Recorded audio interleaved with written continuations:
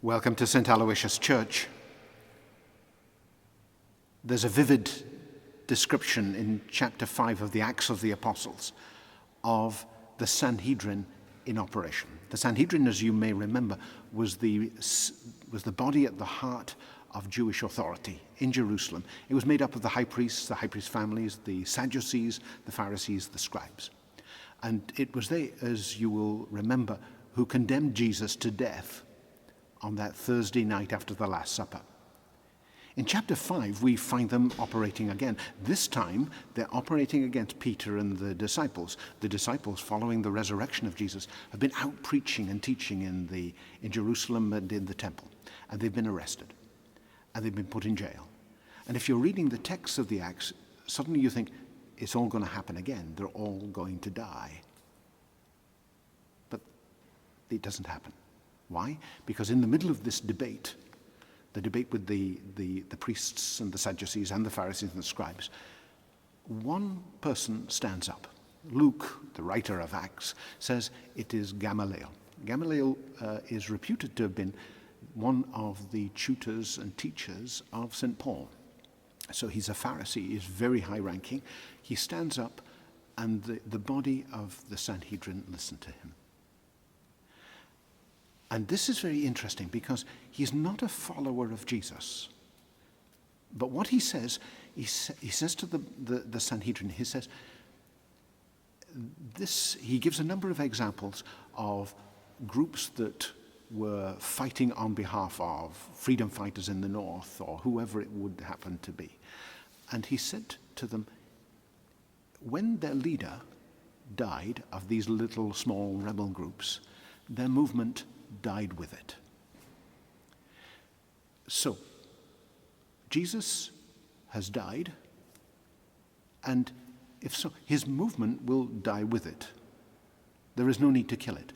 And then, crucially, he says, because if we try to stop it, we may find ourselves moving against God. It's a very dramatic intervention. And the Sanhedrin accept the wisdom of Gamaliel, and what they do is they have the disciples flogged and then sent out, so they don't execute them. That test of Gamaliel is a very wise test. Jesus gives a parable which at first seems totally different to that, but in fact actually says almost exactly the same wise thing that Gamaliel said. It's from chapter 13 of Matthew. Let's listen to that now. A reading from the Gospel of Matthew, the parable of the wheat and the darnel. Jesus put another parable before the crowds. The kingdom of heaven may be compared to a man who sowed good seed in his field. While everybody was asleep, his enemy came, sowed darnel all among the wheat, and made off. When the new wheat sprouted and ripened, the darnel appeared as well. The owner's servants went to him and said, "Sir, was it not good seed that you sowed in your field? If so, where does this darnel come from?" "Some enemy has done this," he answered. And the servants said, "Do you want us to go and weed it out?" But he said, "No, because when you weed out the darnel, you might pull up the wheat with it. Let them both grow till the harvest, and at harvest time I shall say to the reapers, first collect the darnel and tie it in bundles to be burnt. Then gather the wheat into my barn."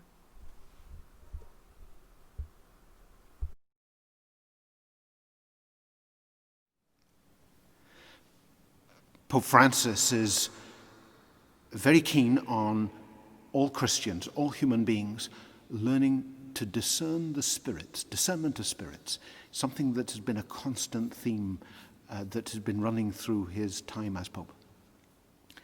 And the parable of the weeds, sometimes called the parable of the darnel, the parable of the tares, is actually such an important parable because it helps us in terms of discernment of spirits. Just like the Gamaliel story, what Jesus is saying is that there are seeds that are out there, and at first they seem all the same, and their first growth may seem all the same, but then suddenly you start to see that there is a difference. What Gamaliel's test was as discernment of spirits was actually one of the most important things to see whether something is good or bad is just to give it time. And sometimes that patience is something that we really maybe don't like to give. We see something happening, we may not like it, we may be uneasy by it, and we may want to do something. But that's not necessarily the best thing. So Gamaliel was talking to the Sanhedrin. They wanted to do something. They thought that something was wrong. They wanted to intervene. And Gamaliel says, no, stop. God could be working in this. If so, we may find ourselves working against God. In the parable of the weeds, you get a similar type of thing. There's an impatience that is there. The servants, they come to the master, the owner of the field. They want to do something. They want to weed it out. But the farmer realizes that if you do that too early, you may get everything messed up and everything wrong. So it's a very simple rule in terms of discernment of spirits. It could be that you're facing having to make a decision, or you're kind of wondering, and there's something of an intensity. I need to do something about this. I need to intervene. And maybe that's the wrong thing. Maybe the thing in terms of discernment, to find out whether it is good or whether it is bad, rather than whether I like it or don't like it, that's a different thing. Whether it is good or whether it is bad, maybe I need to just give it time to grow. Sometimes you see this as a small example. I used to work a lot with students, and sometimes when students do things, relationships that they get into, or whatever it would be, sometimes their parents would be very frustrated because it's not like I used to do it. I think it's wrong. And sometimes the important thing to tell to a parent like that, good people though they may be, is that what they see as being right or wrong may actually not be correct. They may not perceive things, and maybe their child, their daughter or their son, sees it better. And maybe rather than intervening and kind of distorting something and actually causing a lot of damage, maybe the best thing is just to back off and be patient. As Jesus kind of said, don't do these things until you have a clarity, a real clarity, and then you can intervene. Be patient.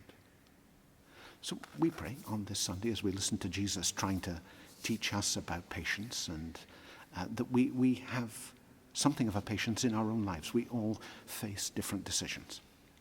But if we trust in God and we are observant, we will see the right time to intervene and the right decision to make. We make a prayer asking God's Spirit to help us in that task.